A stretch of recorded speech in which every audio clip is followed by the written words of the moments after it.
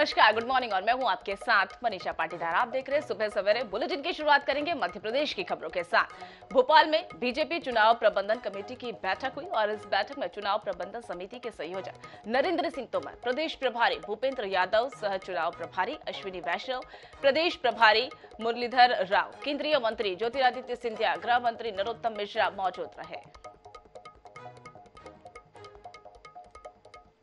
I.N.D.I.A. है और ये वही गठबंधन है जो केवल सत्ता की लालच के लिए, कुर्सी की लालच के लिए और मोदी जी के प्रति जो असीम प्रेम देश की जनता है उसके भय से और जलन से पूर्ण कमंडल के लोग सारे एक साथ इकट्ठा हो गए। देश की जनता ने इनका पर्दाफाश कई बार किया है और 2023 के चुनाव में और 24 के चुनाव में दोबारा देश की जनता इनका पर्दाफाश करेगी। देखिए, अभी प्रमुख रूप से जन आशीर्वाद यात्रा को लेकर ही बैठक है और लगातार तैयारियां चल रही है जन आशीर्वाद यात्रा को लेकर। 3 तारीख से जन आशीर्वाद यात्रा प्रारंभ होगी और पार्टी के राष्ट्रीय अध्यक्ष माननीय नड्डा जी 3 तारीख को चित्रकूट से यात्रा का शुभारंभ करेंगे। पीसीसी चीफ कमलनाथ की परिवर्तन रैली शुक्रवार को नीमच पहुंची और इस दौरान जनसैलाब उमड़ पड़ा। वहीं कमलनाथ ने शहर में रोड शो के जरिए अपनी ताकत का प्रदर्शन किया और इसके बाद कमलनाथ ने एक जनसभा को संबोधित किया और इस दौरान सभा को संबोधित करते हुए कमलनाथ ने बीजेपी पर जमकर निशाना साधा। उन्होंने कहा कि बीजेपी को जन आशीर्वाद यात्रा नहीं, माफी मांगो यात्रा निकालनी चाहिए। वहीं पत्रकारों से बातचीत करते हुए उन्होंने कहा कि कई बीजेपी नेता उनके संपर्क में है। मैंने गैस सिलेंडर 500 रुपए देने की बात तो कही थी, शिवराज सिंह ने 450 में देने की बात कह दी। चुनाव के पहले यह कलाकारी क्यों कर रहे हैं?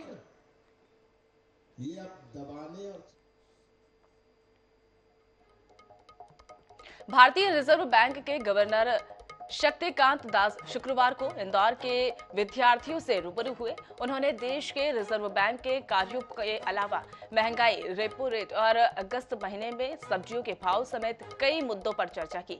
देवी अहिल्या विश्वविद्यालय के तक्षशिला परिसर पहुंचे गवर्नर शक्तिकांत दास ने साल 2023 में फरवरी से अप्रैल माह के बीच बड़ी महंगाई पर चर्चा करते हुए कहा कि अगस्त में महंगाई 7.4% बढ़ी है, जिसका मुख्य कारण सब्जियों के भाव लगातार बढ़ना है। उन्होंने कहा कि टॉप शब्दों का इस्तेमाल किया और इसमें टी से टमाटर, ओ से ऑनियन और आपको बता दें कि ऑनियन यानी प्याज और पी से पोटैटो यानी आलू और सब्जियों के भाव बढ़ने के लिए जिम्मेदार उन्हें बताया।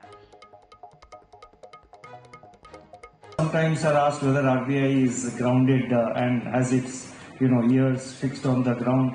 I can assure you that we, as I mentioned earlier, we do a lot of interaction and we always like to have a sense of what is happening actually on the ground. Gwalior दक्षिण विधानसभा seat पर दावेदारों के रूप में नए चेहरे सामने आते जा रहे हैं। वहीं बीजेपी के वरिष्ठ नेता पूर्व मंत्री अनूप मिश्रा इस सीट से अपनी दावेदारी बता चुके हैं और वहीं केंद्रीय मंत्री ज्योतिरादित्य सिंधिया के कट्टर समर्थक पुनीत शर्मा पप्पन ने भी अपनी दावेदारी जता दी। और वहीं पुनीत शर्मा ने माधवराज सिंधिया की स्मृति दक्षिण प्रीमियम लीग आपको बता दें कि T10 क्रिकेट टूर्नामेंट का आयोजन रखा है और इसका विधिवत उद्घाटन केंद्रीय मंत्री ज्योतिरादित्य सिंधिया ने क्रिकेट खेलते हुए चौके छक्के लगाकर किया और इस क्रिकेट टूर्नामेंट की थीम खेलेगा दक्षिण और जीतेगा दक्षिण रखी गई। और वही इस क्रिकेट टूर्नामेंट में करीब 100 से ज्यादा टीमें भाग ले रही हैं और वही पप्पन शर्मा ने सैकड़ों युवाओं से भीड़ जुटाने का प्रयास करने के लिए उनके दावेदारी के रूप में देखा जा रहा है। 100 से ज़्यादा टीमें भाग ले रही हैं। दक्षिण प्रीमियर लीग के नाम से हो रहा है। डे नाइट मैचेस हैं भैया इसमें बच्चे, महिलाएं और बुजुर्ग हर तरह की टीमों ने भाग लिया। बहुत उत्साह है पूरी विधानसभा के लोगों में इस दक्षिण प्रीमियर लीग को लेकर। मध्य प्रदेश पूर्व क्षेत्र विद्युत वितरण कंपनी ने स्मार्ट मीटर लगाने की योजना पर कार्य प्रारंभ कर दिया है। जबलपुर में 3 लाख विद्युत मीटर बदलने की बात कही जा रही है और इसी को लेकर क्षेत्रवासियों के साथ कांग्रेस का बिजली प्रकोष्ठ विरोध कर रहा है और वही बिजली प्रकोष्ठ के प्रदेश संयोजक सौरभ शर्मा का कहना है कि जिस प्रकार से विद्युत मीटर बदले जा रहे हैं उन्हें कहीं न कहीं भ्रष्टाचार दिखाई दे रहा है। वहीं मध्य प्रदेश विद्युत मंडल के अधीक्षक यंत्री संजय अरोड़ा ने बताया कि मीटर लगाने से आम उपभोक्ता को फायदा होगा।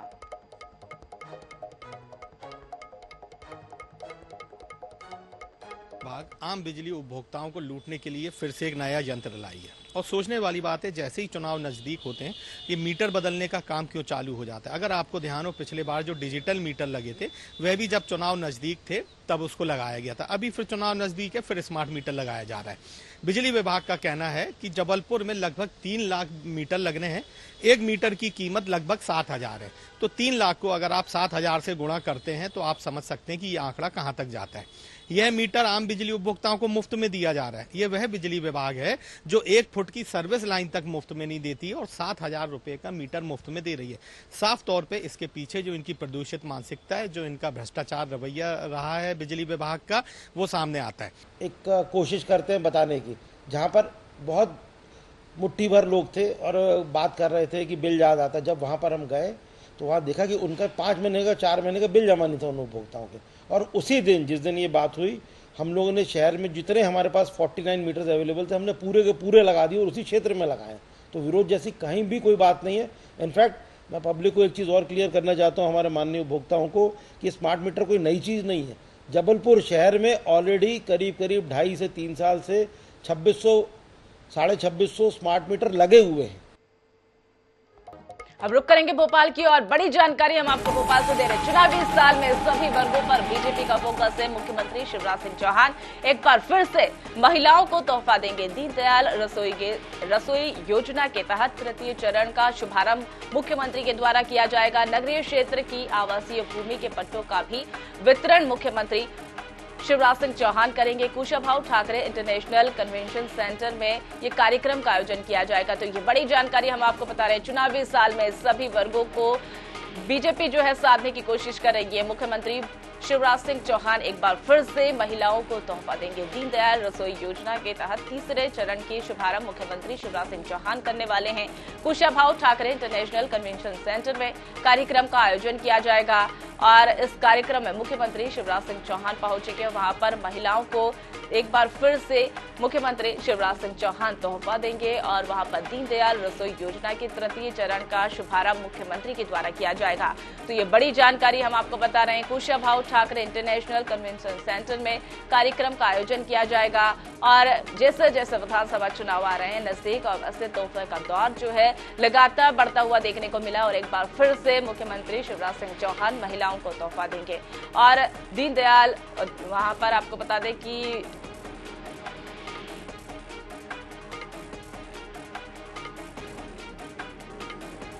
इस खबर पर और अधिक जानकारी के लिए हमारे साथ विशेष संवाददाता अनुराग मालवी हमारे साथ जुड़ चुके हैं। अनुराग, जिस तरीके से मुख्यमंत्री शिवराज सिंह चौहान आज एक बार फिर से महिलाओं को तोहफा देने जा रहे हैं और इससे पहले भी कई बार दे चुके हैं। हाल ही में उनके द्वारा रसोई गैस सिलेंडर के भी भाव कम किए गए और एक बार फिर से आज तोहफा दिया जाएगा। तो इसको लेकर एक बार पूरी अपडेट।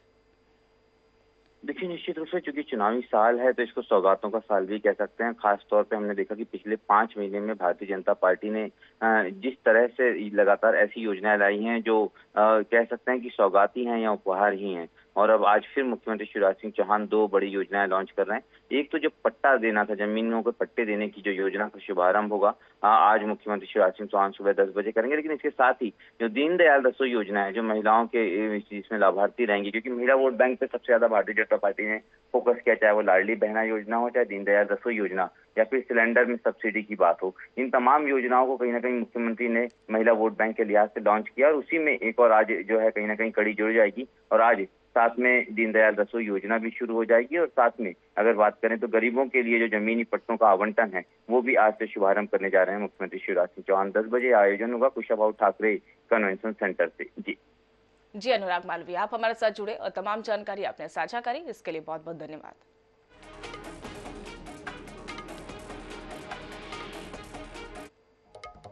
मध्य प्रदेश कांग्रेस के वरिष्ठ नेता और पूर्व मंत्री सज्जन सिंह वर्मा ने कहा कि प्रदेश में हर 2 दिन में कांग्रेस ज्वाइन करते हुए लोग दिखाई दे रहे हैं। कोलारस में बीजेपी विधायक वीरेंद्र रघुवंशी ने पार्टी से इस्तीफा देकर कांग्रेस में प्रवेश कर सज्जन सिंह वर्मा से यह प्रतिक्रिया दी और उनके द्वारा कहा गया है कि प्रदेश की बीजेपी सरकार से परेशान होकर लोग कांग्रेस की तरफ आ रहे हैं। वहीं बीजेपी नेताओं को आभास हो गया कि जनता अब बीजेपी को वोट देने वाली नहीं है।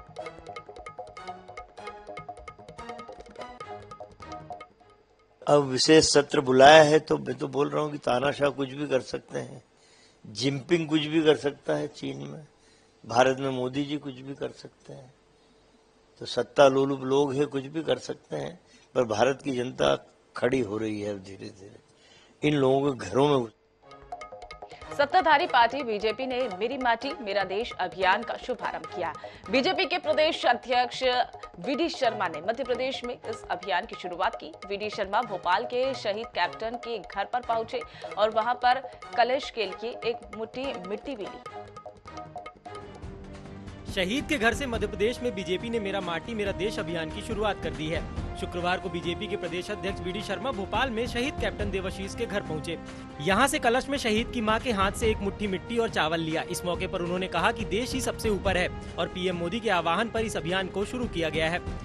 आज मैं भोपाल के अंदर मेरा माटी मेरा देश के अभियान के तहत शहीद कैप्टन देवाशीष शर्मा जी के घर, उनके घर से मेरा माटी मेरा देश कलश में श्रद्धेय माता जी ने एक मुट्ठी मिट्टी और चावल उस कलश में हमें दिया है और इस कलश को लेकर 31 अक्टूबर तो देश के अंदर अभियान चलेगा और कर्तव्य पथ पर देश के 75,000 ऐसे कलश वहां पहुंचेंगे। इस कैंपेन के तहत मध्य प्रदेश में बीजेपी कार्यकर्ता घर घर जाकर एक मुट्ठी मिट्टी लेकर अपना योगदान देंगे और फिर ऐसे 75,000 कलश दिल्ली पहुंचाए जाएंगे। बीजेपी इस कलश को लेकर 31 अक्टूबर तक देश भर में अभियान चलाएगी। पूरे देश में ये मुहिम चलेगी। भोपाल से अंशुल गौतम की रिपोर्ट। देवास में चोरी के आरोपी के घर पर पुलिस ने दबिश दी और वहीं चोर ने पुलिस से बचने के लिए अनोखा तरीका अपनाया। चोर ने घर में मौजूद कूलर में छुप गया और हालांकि पुलिस ने उनकी नजर पुलिस से नहीं बच पाई है। पुलिस ने उन्हें आखिरकार देख लिया। पुलिस ने उसे पकड़ भी लिया, लेकिन इस दौरान किसी ने तलाशी और उसके पकड़े जाने का वीडियो भी बना लिया।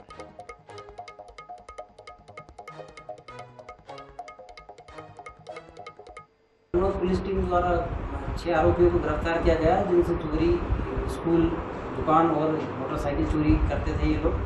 इनमें गिरफ्तारी की गई है। हाँ, एक आरोपी इसमें जो अजय करके है, अजय उर्फ कालू, ये खाते गांव का निगरानी बदमाश है। इस पर लगभग 24 अपराध दर्ज है। इसके बारे में जब अन्य आरोपियों ने बताया था कि ये चोरी का माल इधर उधर करवाता है।